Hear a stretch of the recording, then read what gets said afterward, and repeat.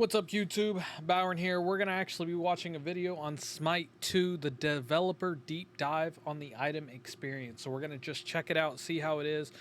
I'm kind of excited for this because honestly in Smite 1, going from like League of Legends and stuff like that, going to Smite 1, the items are a little rough. There are things I do like about Smite over League, of course, but I do think the choosing the items is a bit rough. So I'm kind of excited about this one, so let's go ahead and get into it.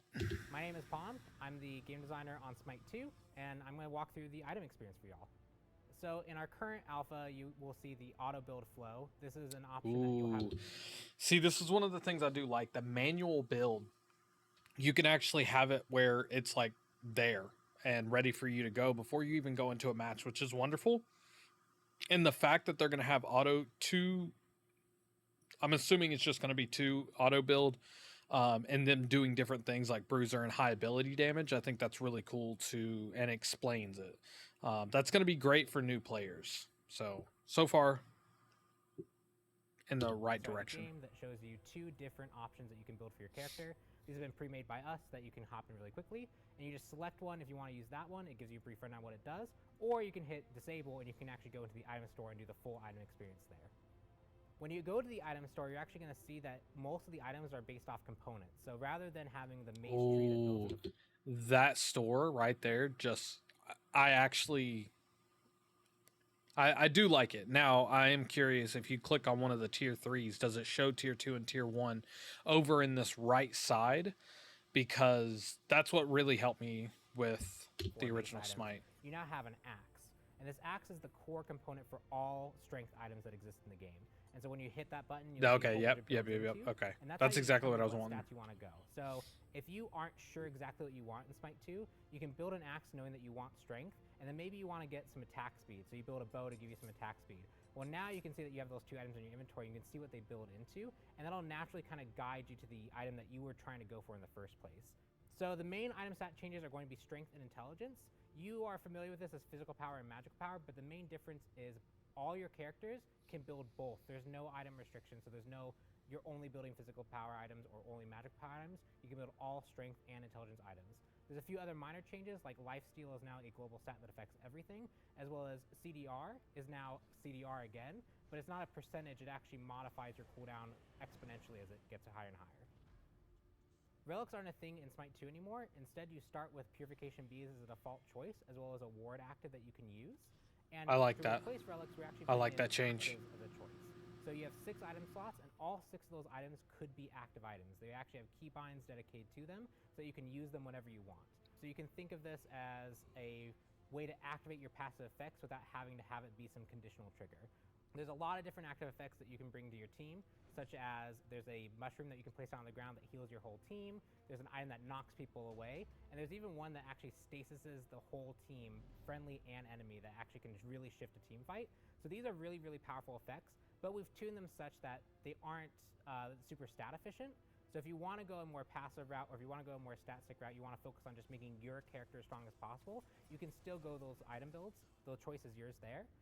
And that lets you choose kind of your own level of active usage that you want to be using. I just want to point out the graphics difference is pretty insane. And even looking at the UI and how everything looks is pretty ridiculous. So once again, I'm saying big W. We're not expecting everyone to have super high APM and execute a whole bunch of keybinds to be successful in Smite 2, but there are extra tools available for you if you want to engage in that playstyle. In Smite 2, the item store really has 2 main goals. We want to make it easy for you to find the items that you want by building the kind of intuitive way that you might expect to. You want strength, you start building strength, and at the end of that, you'll have an item that actually does what you wanted it to do.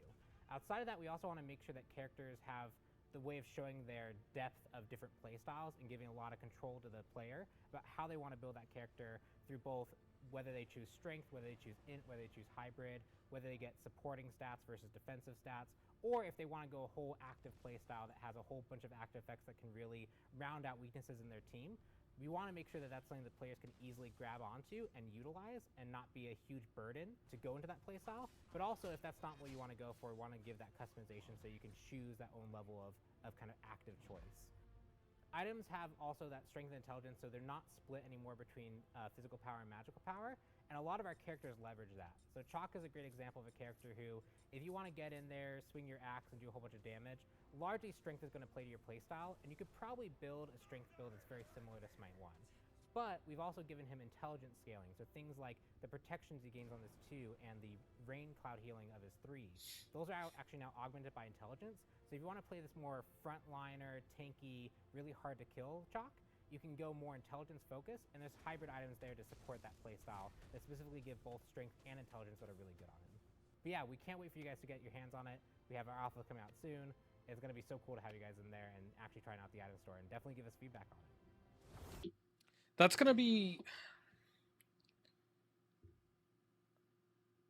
It's going to be a lot of tests. I think once the game comes out, there's going to be a lot of tests that I'm going to have to really take care of, and test to see what they exactly mean with those 2 stats, because he said if you want to go tank, you can build intelligence. So I'm kind of curious on what actually happens with that, because I thought there was going to be just like a strength and intelligence, so an AD/AP kind of still factor, but they just changed the name of it. But it's not seeming that way. So I think it's going to be a little tricky, but I am interested in seeing how it goes. That did give a lot more information on the items and also the graphics. Beautiful, great gameplay. I'm super excited for this game, and expect me to be streaming it on Twitch at twitch.tv/BalranPride. Go hit a follow. Highly appreciate it. And see y'all next video.